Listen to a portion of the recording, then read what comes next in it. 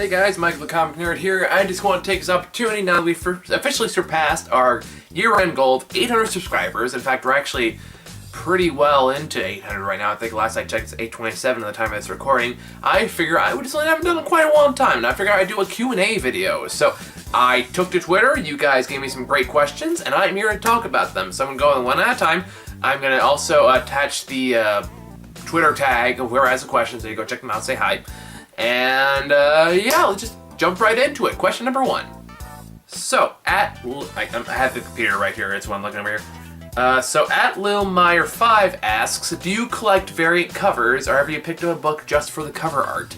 I've never really been a collector of comics for the intrinsic value of it. I've always kind of just read for the stories. That's what got me into comics. That's what's always kept me into comics. I've never really bought much just because I thought it'd be worth something someday. Granted, there are some pieces I have around here that are basically for that reason, even though I don't know if I can convince myself to sell it. But short answer is no. I don't really buy variant covers very often, and I don't buy things usually just for the cover art. I think the one exception I made to this was a long time ago, back when the first Civil War was coming out, and I think I have a variant cover of Civil War issue 3 lying around somewhere. And I think the only reason I even bought that is because this is a time when I used to go to a comic store fairly frequently, and this issue was just always sold out, so this is like the only way I can actually get my hands on it.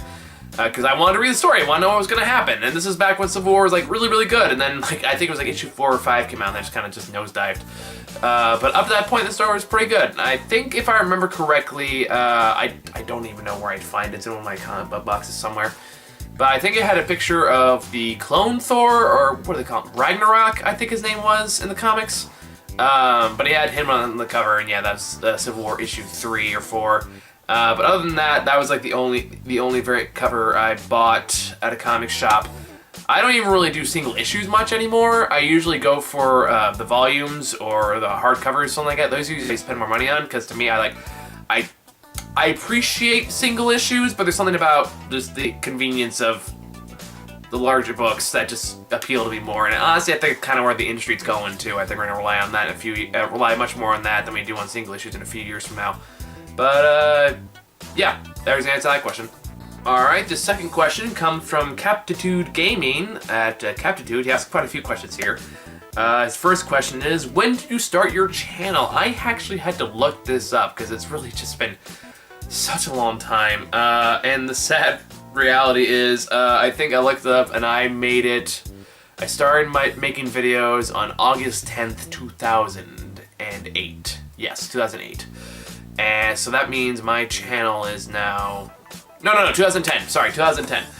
So that means my channel is 8 years old. I've been making videos for 8 years. And if you look back on my first stuff, it is crap. I mean, it is so bad.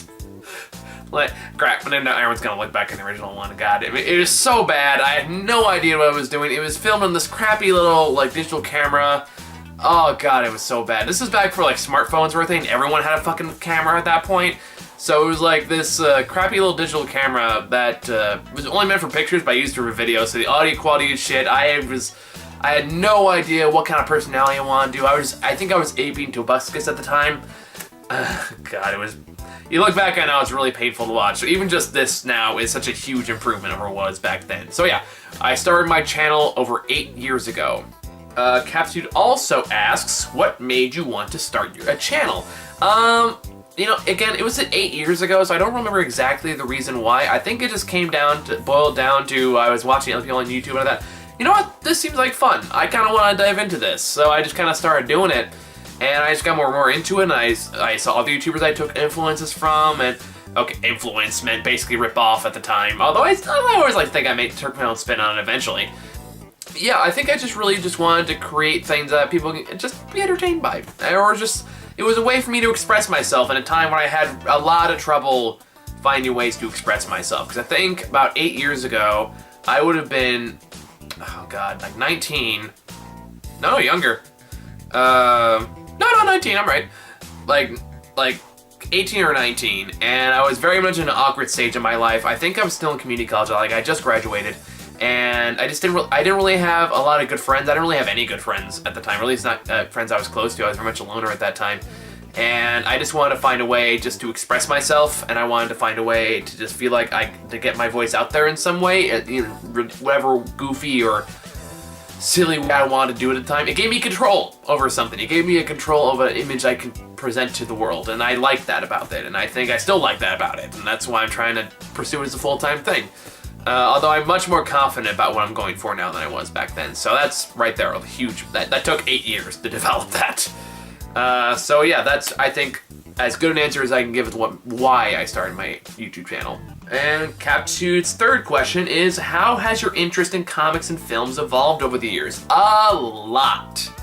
I think, as time's gone on, I think I just understand how stories work more now, and I understand how film works more now, and especially the past couple years alone, I've spent a lot of time trying to educate myself on like narrative and themes and all these complex, more nitty-gritty of what makes a good story, and it's really helped shape my understanding of how I view these stories and how I view these characters. And I've changed, and therefore, like, what I'm interested in has changed a lot. Like, I think a few years, like, back when I first started reading comics, I definitely would have been more of the, oh, darker is better, that you see a lot of people who like Batman vs Superman tend to say and stuff like that. Not all of them. I don't want to, like, belittle everyone that likes that movie, even though I know I've shit on it a lot. But no, like, I think I've definitely matured a lot in my taste in films and films and comic books, because, I think we all kind of go through that pretentious phase, and I sure as hell did. Like, especially with film, I think is like, oh, only like the Oscar movies are worth my time and stuff like that. But as I've gotten older, I think I've definitely mellowed out in terms of what I like and what I don't like. I've mellowed out as far as like what movies in general I like, but I've also definitely started to draw a harder line of what I do and don't like about a film, if that makes any sense. Like, I feel like I know a lot more about what makes a good film, or what makes a good book, or makes a good story, and all that stuff, and what I like and what I don't like, and I'm much more confident. That's what I'm looking for. I'm much more confident in my opinions on subjects than I was a few years ago. And yeah, that's going to keep changing, I think, as I get older. And that's the most exciting part about doing this and trying to push the direction we're pushing it right now, is the fact that I look at what I thought and what I believed a few years ago and look at it now, and it is so radically different, and I feel like I understand a lot more than I did back then, and I'm going to understand more as time goes on. And that's really damn exciting. I mean, like, the editorials alone for me have been such a blast to write, because it forces me to think in ways I haven't really put down on paper before. And that's a lot of fun. And or at least, if it's not fun, it's definitely a personal exploration. As pretentious as that sounds. I hope that makes sense. That was kind of a rambling answer, but the long and short of it is, I understand more, I get more, and I'm willing to analyze it in a much deeper context than I could. But I'm also not as critical as I used to be. I think what it really boils down to. I'm not as pretentious as I used to be. At least I don't think so. Maybe I'm not. I don't know. But yeah, I know what I like a lot more than I used to. So that's that question. All right, and last question from Captitude is, what is your favorite film/comic of all time?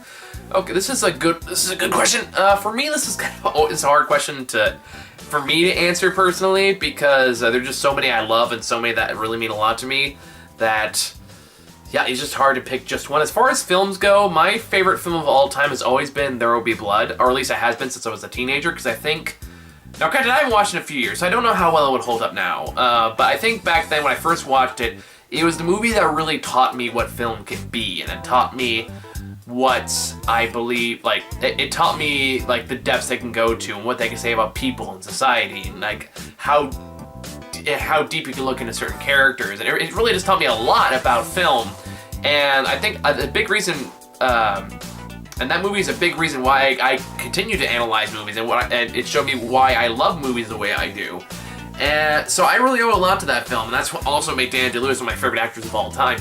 So yeah, There Will Be Blood, I'd sort of say, is still definitely up there as far as my favorite movies go. I also love movies like Amadeus. I used to really like Oh Brother, Where Art Thou? I don't know if I did it much anymore, but I used to really love the shit out of that one. There's a bunch of movies I'll watch over and over again. Hot Fuzz, I would say, is one of my favorite movies of all time. I'm sure there's more, but I'm blanking on them right now. As far as comics go, there's always been a few I tend to go back to quite often. I grew up on the Ultimate Spider-Man series, so that one still holds a very near and dear place in my heart.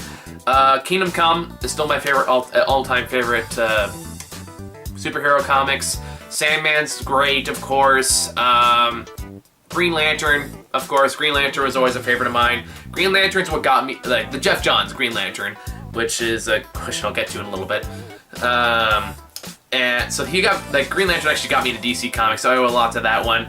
The Flash Thompson Venom is fantastic. Love that series. What else is there? There's a bunch of Batman ones, I'm sure, there are, that I like. As far as Marvel goes, I actually really like the Thanos Imperative. Ooh, Annihilation. Annihilation from Marvel was great. That was a great 3-act structure. That one was a lot of fun. Honestly, my favorite, like, Spider-Man stories, I would say, like, is The Hunger, which was a spectacular Spider-Man story that involved Venom. That was the one where they revealed that Eddie Brock had cancer. I always thought that one was really interesting.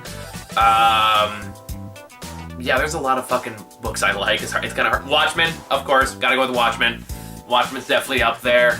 Umbrella Academy. I can just go on. Oh, Superman Birthright. That's another great one. Oh god, I can just go on and on and on about books that like comic books that I love. There's so many that have appealed to me over the years. V for Vendetta is also really good. I wouldn't call it my favorites though. Astonishing X-Men, the Josh Whedon run, I always thought was great. Yeah, that's. If I at this point I'm just gonna go on and on about like different stories I really like. I don't really say I have one all-time favorite, but there's a bunch I really have a huge appreciation for, and I will go back and I'll read. Ooh, Wolverine Origins, not the crappy movie. Was it just called Origins? The one that just went over Logan's background for the first time. That one. That one also really loved the shit out of that one. If I let myself keep going, I'm just gonna pick a bunch that I love so much. So I'm just gonna stop here. Wait, I lied. There's one more. I almost missed it. What is your least favorite film/comic and why? I'm just gonna say right, my list of film is a lot longer than my list of comic books because with comics I don't have to review them necessarily, so I have a bit more of flexibility with that one. So I don't have to read the shitty comics. I can pick and choose what I'm liking. As far as films go, since I have been doing the mtcn review team for 6 years now, there's a lot of movies that can go on this list. I think my all-time worst film I've ever seen in my life, though, is still That's My Boy, which is the Adam Sandler film, which is still, oh god, it's so bad. Oh god, it's so, like, that's the only way, like, I'm very rarely offended by films. That one offended me. And that movie I couldn't watch for 5 minutes, I mean, just engulfed in rage. It's so bad. I would also say Yoga Hosers. This is also one of the worst films I've ever seen. It's also equally awful. Mordecai is another one. Oh god, I've seen so many fucking bad films. Those are the three that come off top of my. Mordecai's movie is so bad that if you go back and watch that review, his movie is so bad I can't even find words to describe how bad it is. It was so incomprehensible. And oh god, that movie's dog shit. Even to this day, you put a gun in my head, I can't tell you what the movie's about. As far as comics go, like I said, I don't really have many that I own or have read that I absolutely hated, because again, I can afford to be pickier with comics. But I think the one that, okay, there's a few, now that I'm thinking about it. The Ultimates by Jeff Loeb, when Jeff Loeb took over, that was pretty awful. I would also, Shadowlands sucked ass. Because that just undid years of great Daredevil storytelling and all this huge build. I was like, oh no, it was a demon that possessed him the whole time. I was like, fuck you. And then of course, the infamous One More Day, which a lot of Spider-Man fans I talk to pretend it doesn't exist, but I fucking remember it exists, and I still own that stupid issue because it was mailed to me and I didn't have a choice. I think it's locked in a cabinet of shame somewhere. But as far as comic goes, those are the top three I can think of off the top of my head, and ones that like, yeah, that was pretty fucking awful. Yeah, those are the worst pieces of dog shit, all of them. Alright, moving on to a different asker. This one is from Nathan Snyder, who asks a couple questions. His first question is, what is your favorite Green Lantern arc? Now, as if you will watch my channel for a long time, know I am a huge Green Lantern fan. Jeff Johns' Green Lantern run, as I just mentioned a few minutes ago, got me into DC Comics, and therefore I still have a huge soft spot for that run and for that series. I would say my favorite GL arcs, like my favorite storylines from his run, I would say my two favorite, honestly. And the second one might be a weird choice, but I love this character so goddamn much. And my first one's got to be Green Lantern Rebirth. I still love one to death. I still think that was the best, like the most balanced of the Rebirth books that would come for a while, because I love Jeff Johns as a writer, but he tended to put too much on his plate. But this is a case where everything felt pretty balanced and everything worked really well, and the artwork is just spectacular. I actually do want to make a motion comic of this when we actually can afford to get a studio and hire a cast and sound designer and all that fun stuff.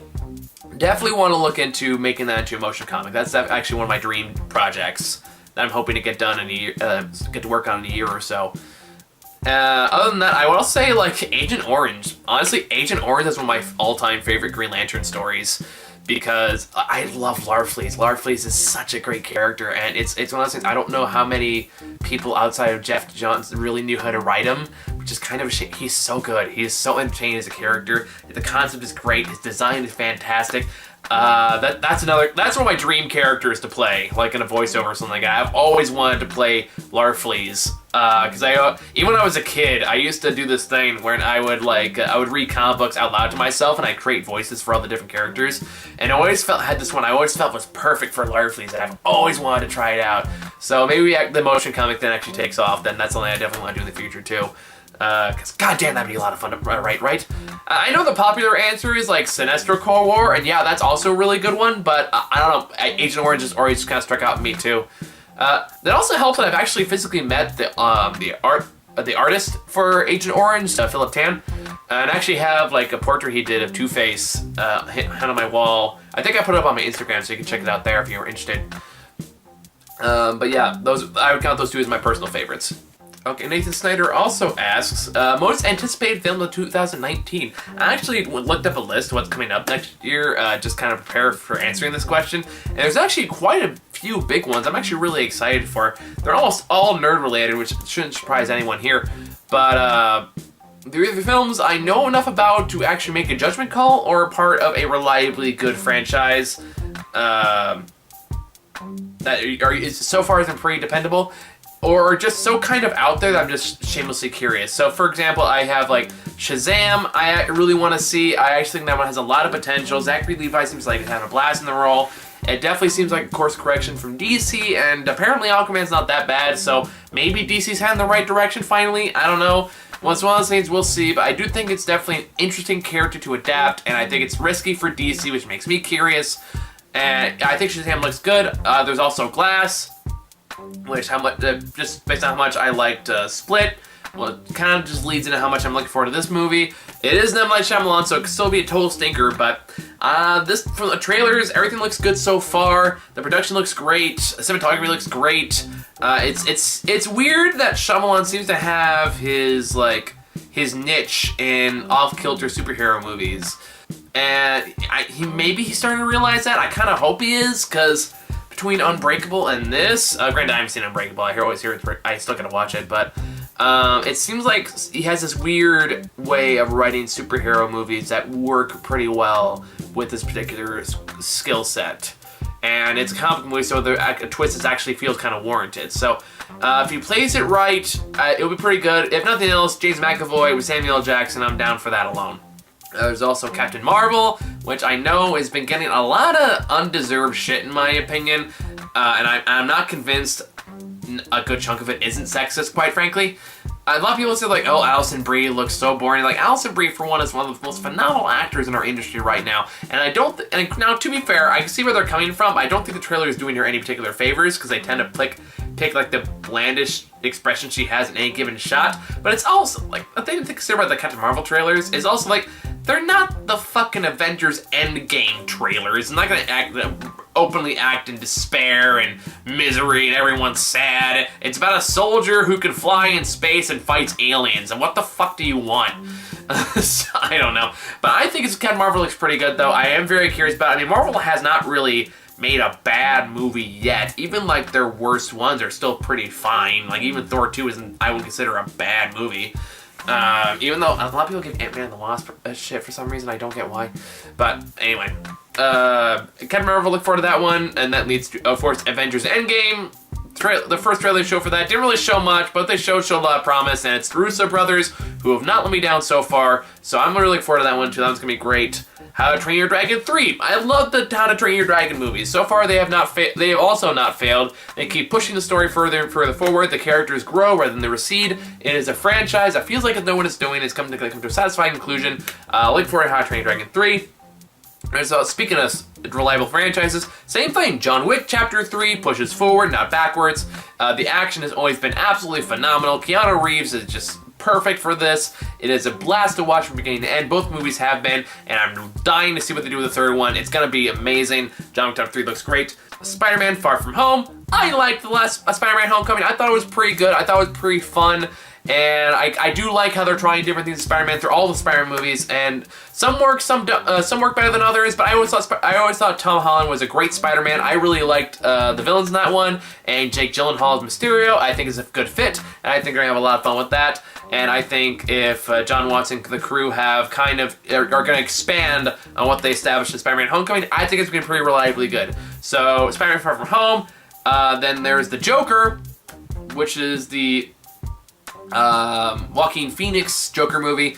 It does not have a trailer yet. Could go either way, quite frankly, but for everything I've seen from the set designs and everything like that, looked at the very least that Joaquin Phoenix is really into this character, and I love Joaquin Phoenix. I think he's a great actor, and I'm dying to see what he does with his character. I'm like, at the very least, I'm excited about this because I'm curious about it. I don't know if it's gonna be good or not. It's definitely a big experiment by the studio, and it looks like they're taking a fair amount of risks with it.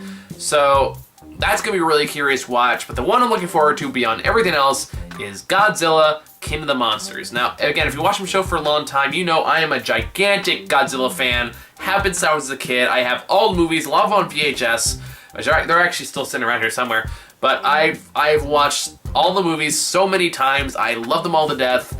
I've even watched the crappy Netflix ones. Granted, they're all kind of crappy, but not like in the charming way that the old movies were. But anyway.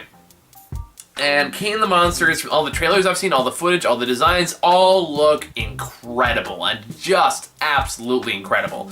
And I have, like, the way everything's shaping up to be looks like they're learning the mistakes from the last movie. They're going to expand on that. The monsters look awesome. My one nitpick about the trailer is, like, I don't know how there's going to be a world left when the monsters are done in this next movie, because it looks just apocalyptic. Like, everyone's going to fucking die.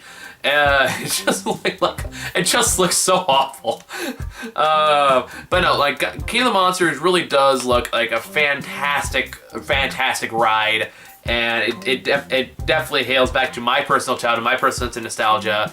And yeah, Godzilla King of the Monsters looks amazing. I can't wait to see it. And then last question by Nathan Snyder is very simple. He just asks, how are you? I'm good. I'm good, Nathan. I'm good. You know, it's been a little rough the past few weeks. There's been kind of a fair amount of drama between like online stuff and my personal life, and I am busy pretty much nonstop trying to push this channel forward, and also trying to balance my social responsibilities and my other two jobs. I used to pay the rent over here while I was trying to figure out my finances. I'm trying to pay off credit card debt so I can afford to put more money into the channel, and that's all tough. Meanwhile, I'm talking with editors and graphic designers. I'm trying to do all these things to try to push things forward. Basically, I don't sleep much is the short answer, I think. But overall, we're making a lot of good progress. We're doing a lot of good things, and I feel like as a channel, we're starting to get more of an identity. We're saying sharing messages that are personal to me and things I think are worth sharing, and I love that those are connecting with people with the editorials and all that. So overall, I'd say I'm doing good. I'm doing pretty good. Then Amanda, aka I apologize for mispronouncing this, Achiyum asks, what is your favorite comic book movie that may surprise other fans? This is a good question. You know, for this one, I'm actually going to go with an unconventional option, because I don't know even if many people actually even know this is based on a book. Granted, I haven't read it either, but I know it is based on one. I'm going to go with The History of Violence, actually, which is a 2005 movie that had Viggo Mortensen, and it was about a guy in a small town who ends up stopping a couple burglary in a cafe, and gets tracked down by some mafia people who say he's one of them. And it's this great little film It's just dark and dirty and gritty, and the finale is great, and the atmosphere is great. It's one of Viggo Mortensen's best movies that nobody talks about anymore, which is a shame, because I loved History of Violence. Oh, guys, it's got a slow build-up, it's got a great payoff, and you're always kind of wondering, is Viggo Mortensen who they say they are? Is he not? I don't want to give away what it actually turns out to be, but the way it affects him and the way it affects his family and how they all respond to it is all great. It is just a down and dirty mafia movie, and it's I don't want to say it's fun, but it's definitely worth your time. If you haven't heard of History of Violence, go check it out. It's a little film, but it's actually really, it still holds up pretty well. So yeah, History of Violence. That's what I would go with for that one. I'm sure there's other ones I could put up here, like Dread would be another good one I could think of, or even The Incredible Hulk. I always liked The Incredible Hulk more than a lot of other people did. But yeah, History of Violence. Check it out. And the last question I have, I say the best for last, is from Tori Garris. I'm saying that right, sorry bud. At Tag Movie Reviews asks, which director do you want to see make a comic book adaptation, and what comic book would it be? I've actually spent a lot of time thinking about this one. I think I've come up with a pretty good answer, so hear me out. Alright, so for this question I kind of started thinking like, okay, who's a director we haven't seen make a superhero film before? Not only someone we haven't seen before, but also someone who has a very artistic, very different style, and we've seen a superhero film before that can bring something new, and someone who has enough of a personal style and has established himself well enough to really, that a studio would let him do pretty much whatever he wanted with it. And the answer I came up with was, and I know I'm going to butcher this name, is Denis Villeneuve. I hope I'm saying that right. I'm probably not. But he's the one that directed Blade Runner 2049. He directed Arrival. He directed Sicario. Like some of the best movies. He's like made every movie. Every year he releases a movie. Usually it's on my top 10 list. He is a fantastic director who has made a good variety of different either like gritty realism or sci-fi movies, and he succeeded every single time. His scripts are always sharp and detailed and unique, and they always have a different flavor to them. And with Blade Runner in particular, he did such a good job of capturing and made the first Blade Runner great, while also adding his own elements. He is a great storyteller, he's a great visual storyteller, and I think he could bring something really unique to the comic book genre. And better yet, I think he'd be ideal for a comic book that is, by its very nature, slow and methodical and has this big, vibrant world that everyone's always wanted to see, but no one's ever really figured out how to capture right. And I'm wondering if you can figure out where I'm going with this. It's a movie we've been trying to get for years, but for one reason or another, we just can't get the damn thing off the ground. I want Denis Villeneuve to direct Sandman. That's right. I want him, his eye, his style, his writing talents to direct the Neil Gaiman classic. I think he'd be a perfect fit for it. I think it's exactly what it needs. He would definitely do that slow build-up. He'd be perfect really in that tension, that atmosphere, that world. It would be an amazing watch, and he would know how to do it. If any director in Hollywood can make a Sandman movie right, it would be him. It's sure as hell not Joseph Gordon-Levitt. So that's who I would want to make a comic book film. The man who made Blade Runner 2049, a sequel to a movie that nobody wanted a sequel to, and still made it as good, if not better, than the original. So that is who I would go with, and that is also the last question we have here today. So thank you guys so much for your questions. If this goes well, maybe I'll do another one down the line. If you guys throw enough questions at me, I'll make another list. In the meantime, make sure to like, subscribe, do all that stuff, and I will see you all in the next video, whatever I make. And I'll see you guys hopefully at 900 subscribers. All right, take care.